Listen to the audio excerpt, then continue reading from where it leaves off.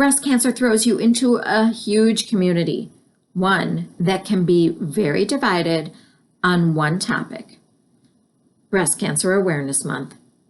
People seem to love it or to hate it as pink surrounds us all. I'm Catherine. Welcome to the Inspired Vitality Show. In this video, I'm going to dive into the divide. First, I'm going to talk about why some breast cancer patients are not a fan of Breast Cancer Awareness Month for the caregivers. And then I have a special message for those of you who struggle with the pink washing. I sincerely respect each person's choice and appreciate that some people want to take the opportunity to attend the big events and bond with others who have been through a similar experience, or perhaps remind others about the importance of screenings. That's all good. But in full transparency, I'm one who is not a fan of Pinktober. So for the breast cancer patient who wants to run and hide from all of the pink washing in October, I see you. And I want to talk with you about protecting your heart and your soul during Breast Cancer Awareness Month. Now, before I get into that, I think it's helpful to share insights with our loved ones so they can have a better understanding of our perspective.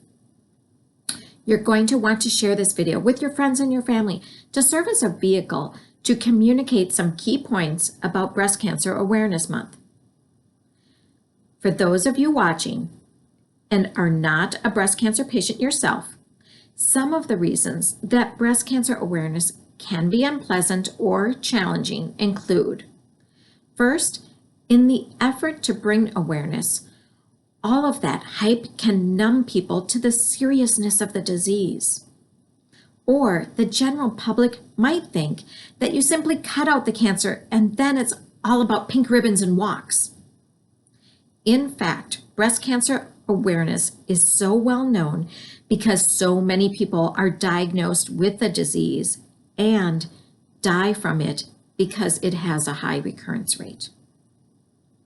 Then there's the commercialization, the selling of pink products that likely have nothing to do with raising funds for a breast cancer organization.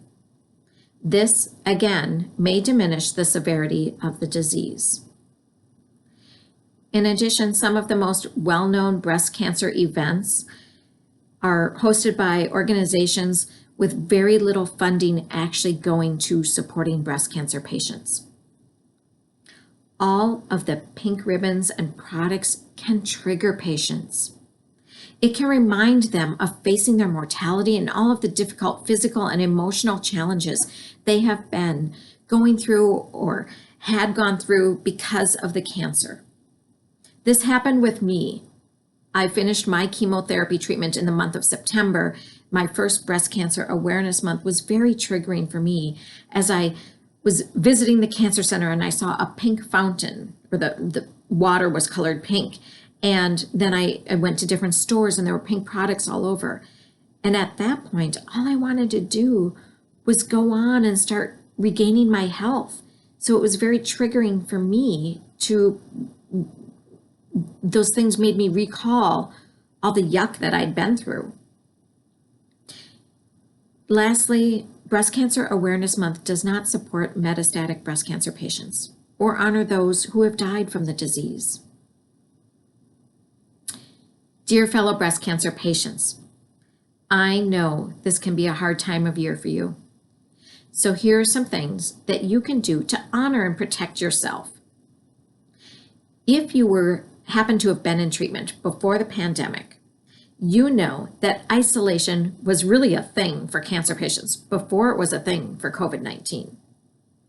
If you've gotten to the point where you're now going out and about, but think the pink washing is bothering you, it's okay to take a step back and hibernate for the rest of the month. This is a great time to acknowledge your feelings. Maybe try journaling to get those feelings out on paper. You can also share your thoughts and feelings with your family members. And if you're uncomfortable doing so, share this video. That's why I included some insight for the caregivers. Let me tell them for you. You might want to disconnect from the hype and avoid triggers. This might mean spending less time on social media or breast cancer message boards or watching the news. Ultimately, it's about healthy boundaries. You can plan social activities away from the hype by ordering takeout or doing activities at home like watching a movie or playing games instead of going out. If you like to go for walks, for example, at a mall, maybe try going and walking outside. If you do come across something on social media, keep scrolling. And anytime you hear the mention of breast cancer awareness, hit mute if you can. The last strategy I have for you is to flip the script. If all the breast cancer awareness messages are irritating you, such as save the tatas, that's got to be the worst, then shout louder with your own message. This is honoring what this month means to you. Personally, I like to shout about sharing the importance of self-exams and screenings, helping friends and family understand that cancer treatment or its effects does not end with active treatment, and honoring those metastatic breast cancer patients and those who have passed. I do this by living as healthy as I can and as joyous as I can. If you are struggling, this is a time to put on your earbuds and your blinders and control what you can. The hype and the pink ribbons might still be there, but you can choose to not allow it into your bubble.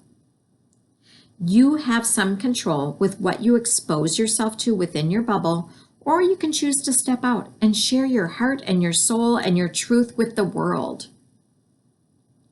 I've always loved fall for the cooler temperatures and the changing of colors of the leaves. It can be a beautiful and refreshing time. Ever since I was diagnosed with breast cancer, however, the pink surrounds me in October for Breast Cancer Awareness Month. My action plan when the pink becomes too much is I step out into the beauty of Mother Nature to fuel my heart and my soul so that I can then go out and share my message, which, believe me, is not pink. If you can relate, please leave me a comment and hit subscribe.